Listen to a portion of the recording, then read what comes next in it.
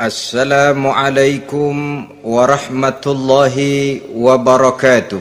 Waalaikumsalam warahmatullahi wabarakatuh. Bismillahirrahmanirrahim. Alhamdulillahi rabbil alamin. Wassalatu wassalamu ala ashrafil anbiya'i wal mursalin, Sayyidina wa maulana Muhammadin wa ala alihi wa ashabihil mujahidin at-tahirin. Amma ba'du, subhanaka la ilma lana illa ma 'allamtana innaka antal alimul hakim. La hawla wa la quwwata illa billahil aliyyil azim. Saudara-saudara kaum muslimin rahimakumullah, taubat berasal dari kata-kata taba yatubu yang isim masdarnya adalah taubatan. Artinya sama dengan roja'a yarji'u, ada ya'udu, pulang atau kembali. Bertobat maksudnya kembali dari yang dilarang oleh Allah. Kalau dalam perjalanan hidup ini kita suka menerjang larangan-larangan Allah, melaksanakan apa-apa yang dilarang olehnya, maka taubat artinya meninggalkan larangan-larangan itu dan kembali kepada apa yang diperintah oleh Allah Subhanahu wa ta'ala. Kenapa taubat ini harus disegerakan? Karena makhluk bernama manusia ini sulit melepaskan diri dari dosa dan salah. Nabi bersabda, kullu bani Adam khatta'un wa khairul khatta'ina tawwabun. Setiap anak Adam, yakni setiap manusia, pasti mempunyai dosa dan kesalahan, dan sebaik-baik orang yang mempunyai dosa dan kesalahan ialah orang yang segera bertaubat. Dengan kata lain, orang yang baik sesungguhnya bukanlah orang yang tidak punya salah, karena tidak ada orangnya yang tidak punya salah. Tetapi orang yang baik adalah orang yang apabila melakukan kesalahan, dia segera sadar, dijadikannya kesalahan itu sebagai pelajaran untuk tidak diulanginya lagi pada masa-masa yang akan datang.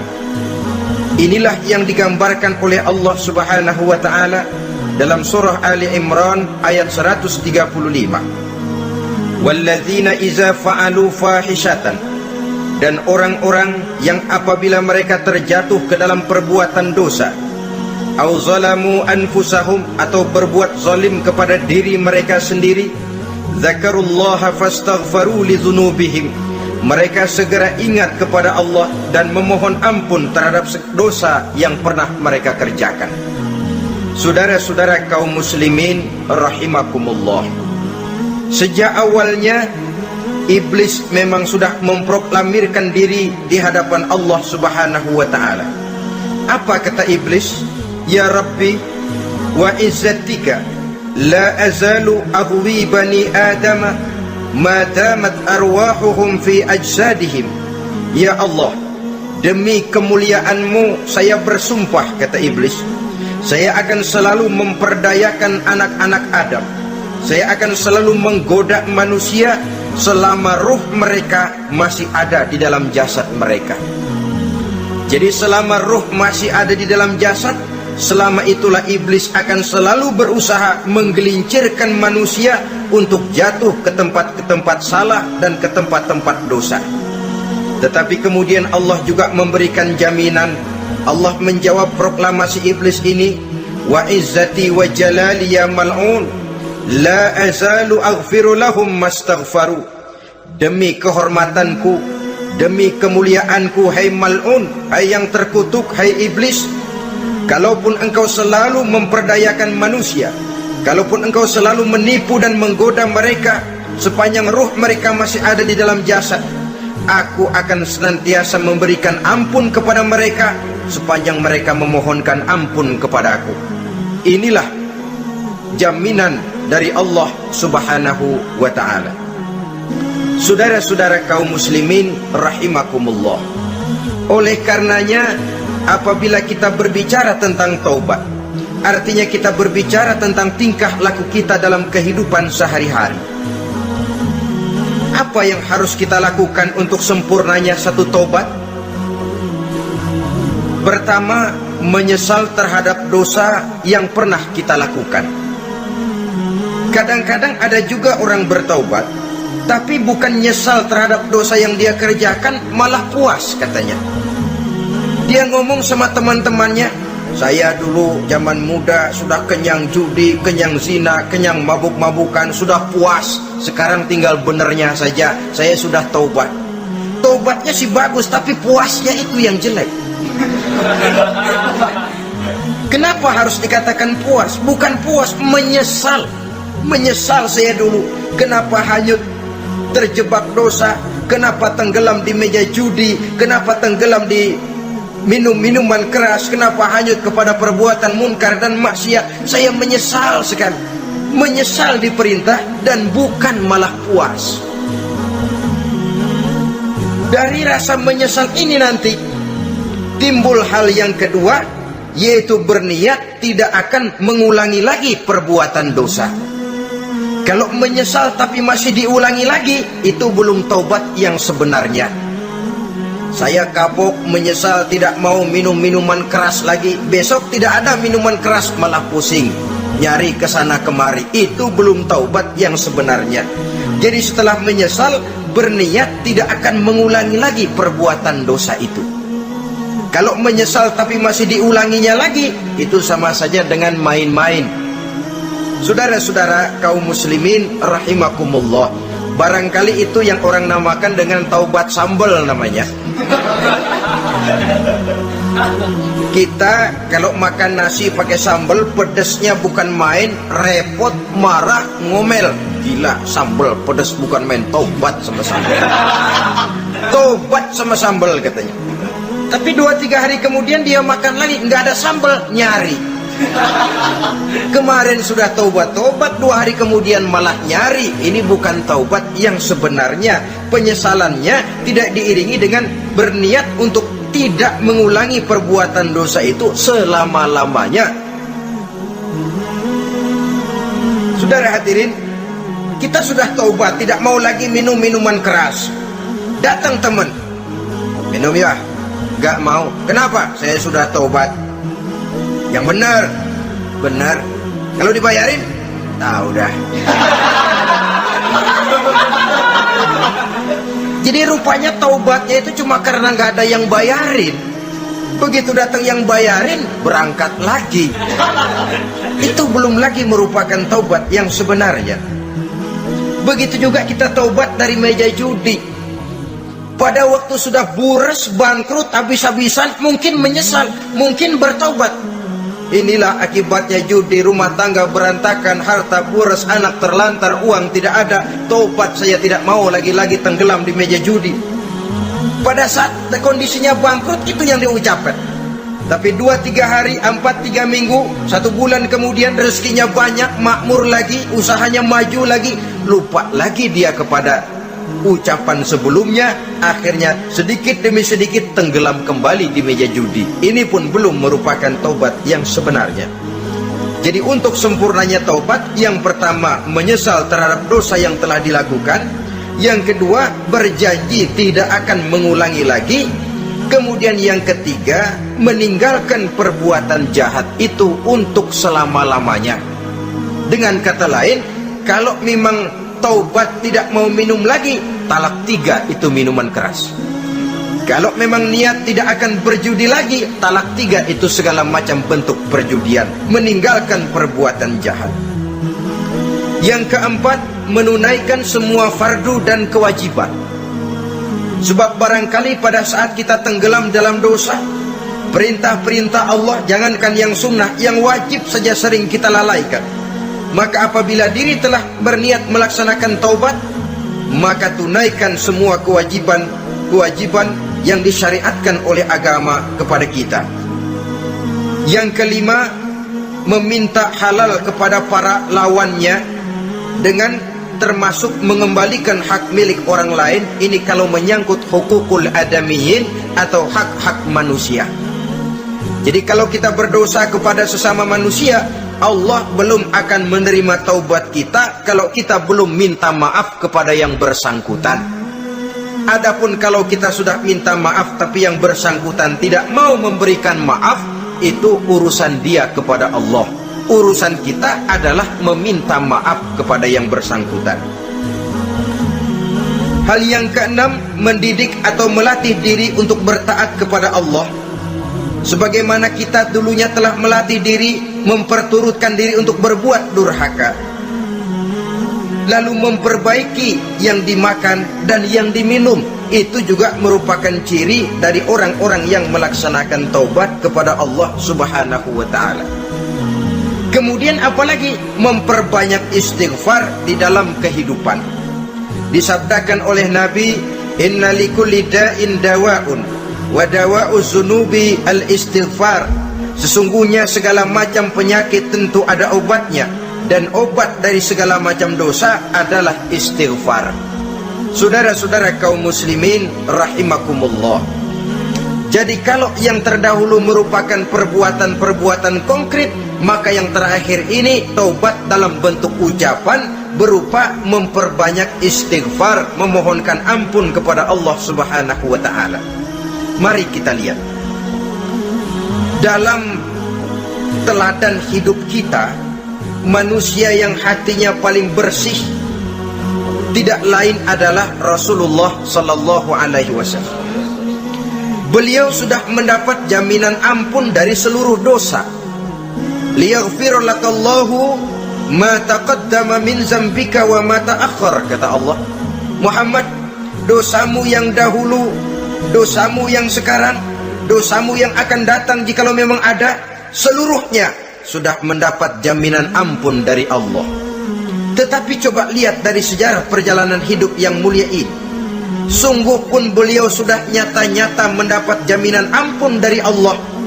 Beliau mengatakan, ayyuhan nas, tubu ilallah, fa inni atubu fil yaumi mi'ata marrah. Wahai manusia, bertaubatlah kepada Allah, maka sesungguhnya saya, kata beliau, dalam satu hari bertaubat 100 kali kepada Allah. Dalam riwayat yang lain, sab'ina marrah, 70 kali beliau mengucapkan istighfar minimalnya dalam sehari semalam. Orang yang sudah nyata-nyata mendapat jaminan ampun dari Allah ini, satu hari satu malam istighfarnya minimal 70 kali.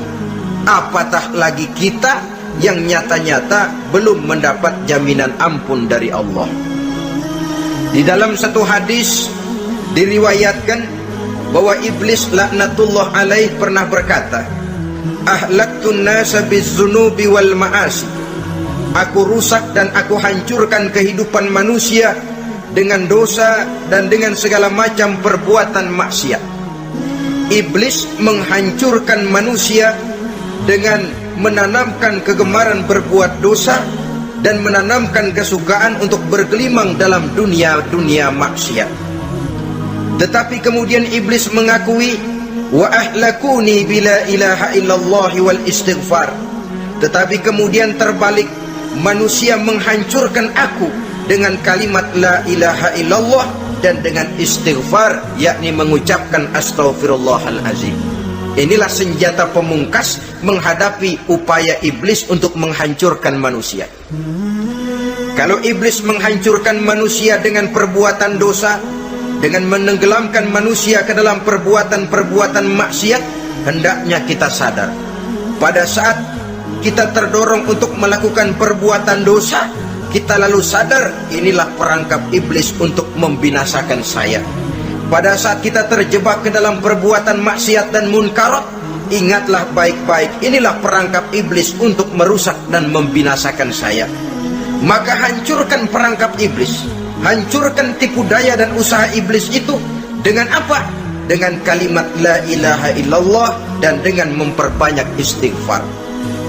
Falamma ra'aitu dzalik, ketika aku lihat hal itu, kata iblis, mereka hancurkan kita dengan dosa dan maksiat, dan kita hancurkan mereka dengan la ilaha illallah dan istighfar.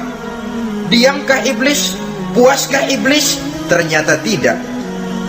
Apabila aku lihat usaha manusia itu, ahlaktuhum bil huda ahlaktuhum bil hawa wa hum yahsabuna annahum muhtadun.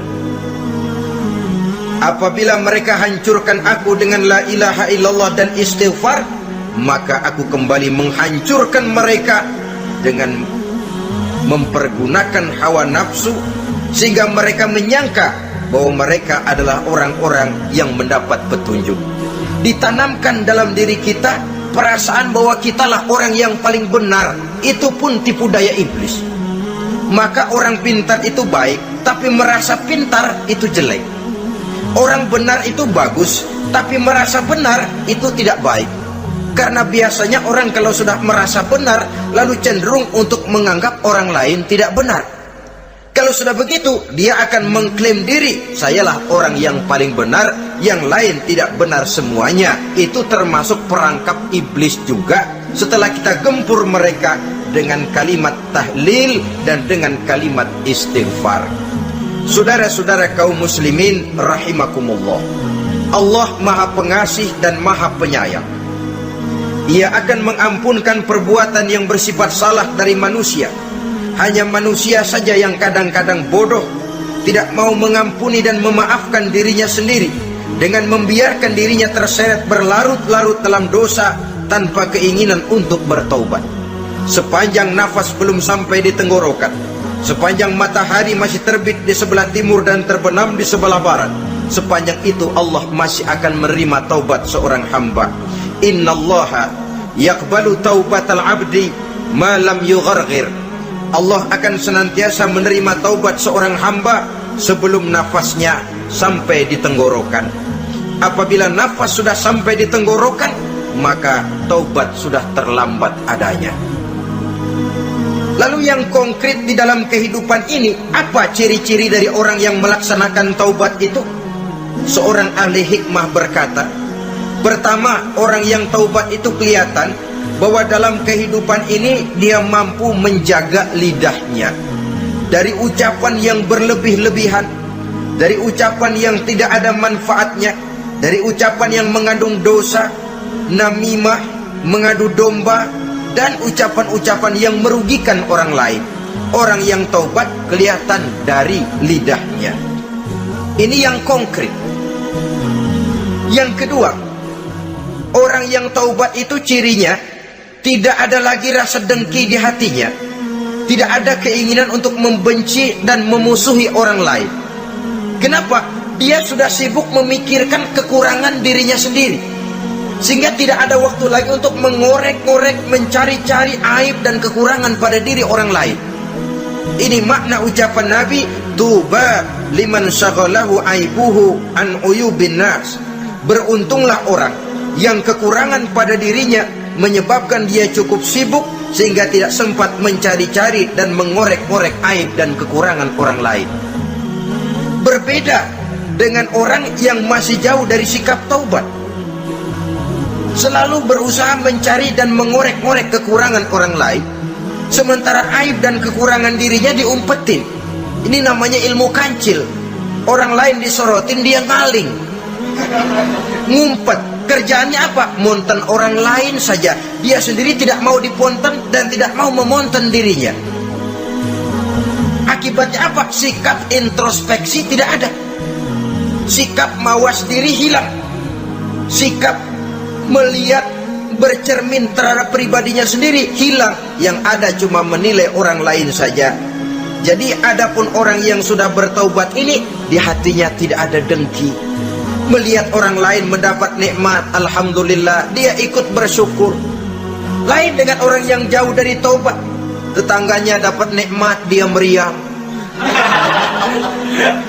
Tidak senang hatinya melihat orang lain senang. Orang melarat malah tepuk tangan. Saudara hadirin yang saya muliakan, orang yang semacam ini pada hakikatnya selalu disiksa oleh perasaannya sendiri. Kalau tetangganya yang kaya, ditanya kemana dukunnya.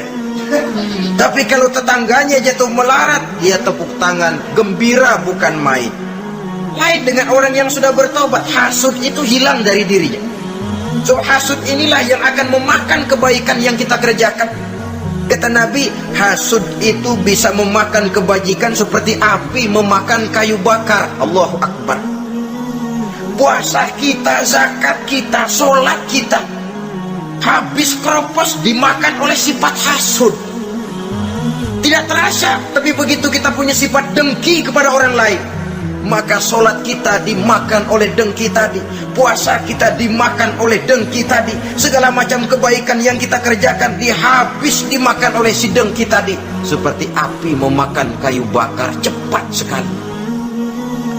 Itulah sebabnya bagaimanapun banyak kebaikan yang sudah kita kerjakan, jangan bangga dan jangan lalai. Sebaliknya, bagaimanapun besar dosa dan kesalahan yang pernah kita lakukan, jangan putus asa dari rahmatnya Allah Subhanahu wa ta'ala. Jadi yang kedua, ciri orang yang bertobat, di hatinya tidak ada dengki dan tidak ada rasa ingin memusuhi orang lain. Dia berhadapan dengan setiap orang dengan modal husnuzon, baik sangka kepada Allah, tidak a priori. Kadang-kadang ada orang ketemu saja baru tapi sudah punya rasa jelek, diperturutkannya suuzonnya. Yang ketiga, ciri orang bertaubat itu menjauhkan diri dari pergaul dengan orang-orang jahat. Sebab kita tahu bahwa pergaulan sangat besar pengaruhnya dalam ikut membentuk kepribadian manusia. Asyariku wa fi syarri syarrun. Bersekutu dengan kejahatan biasanya ikut jadi jahat. Walaupun secara langsung tidak melakukan kejahatan, tapi sudah termasuk dalam jamaah yang jahat juga namanya. Saudara-saudara kaum muslimin, bukan berarti orang yang taubat lalu tidak mau bergaul itu juga mencerminkan keangkuhan diri. Bergaul dia bergaul, tetapi kepada orang-orang yang jahat ia sekedar menghindarkan diri pergaulannya itu dari kejahatan yang bisa ditimbulkan oleh orang-orang jahat tadi. Ciri yang keempat dari orang yang bertaubat, dia mempersiapkan diri untuk menghadapi mati. Mempersiapkan diri. Sebagaimana kita tahu, kalau kita akan pergi ke luar kota, tentu kita membawa bekal. Makin jauh perjalanan, makin banyak bekal yang harus kita bawa. Hidup ini adalah perjalanan panjang yang kita juga memerlukan bekal dalam kehidupan. Orang yang bertaubat, orang yang mempersiapkan diri untuk menghadapi maut dan menghadapi hari-hari sesudah maut itu datang, menghadapi kehidupan di alam barzakh, menghadapi kehidupan di alam akhirat dan selanjutnya. Dia mempunyai persiapan sehingga kapan maut datang dia sudah punya persiapan lebih dahulu. Saudara, kalau kita siap dipukul orang, pada saat pukulan itu datang rasanya sakitnya agak lebih kurang daripada kita tidak pernah siap untuk dipukul. Walaupun bobot pukulannya sama, tapi kita akan lebih punya daya tahan kalau kita sudah siap. Oleh karena itu, orang yang bertobat, orang yang mempunyai persiapan untuk menghadapi mati. Tidak hanya untuk menghadapi mati, tapi juga menghadapi hidup di seberang kematian nanti. Maka karenanya, dia sibuk dengan dunianya, tapi juga dia lebih sibuk dengan akhiratnya. Dia tenggelam dalam berbagai macam kesibukan dunia, lain saat dia memfanakan diri untuk membekali diri menghadapi kehidupan sesudah hidup yang sekarang ini. Ciri-ciri ini tentu akan kelihatan dari gerak hidup seseorang. Saudara-saudara kaum muslimin rahimakumullah. Jadi dengan kata lain, kalau kita kembali kepada surah Ali Imran ayat 135 tadi, apabila dalam kehidupan terjebak kita kepada perbuatan dosa atau zalim kepada diri sendiri, zakarullah, segeralah mengingat Allah, fastaghfaru li dzunubihim, dan segera memperbanyak istighfar, memohon ampun kepada Allah Subhanahu wa ta'ala. Sebab dosa dalam Islam hanya bisa ditebus dengan taubat, bukan dengan uang, bukan dengan beras, bukan juga dengan piagam. Dosa dalam Islam hanya bisa ditebus dengan melaksanakan taubat kepada Allah. Dan untuk bertaubat tidak usah ngulur waktu, besok saja, bulan depan saja, tahun depan saja, nanti saja kalau sudah agak sedikit tua. Ibarat diri kita ini kaca, kata Imam Ghazali, maka dosa adalah debu.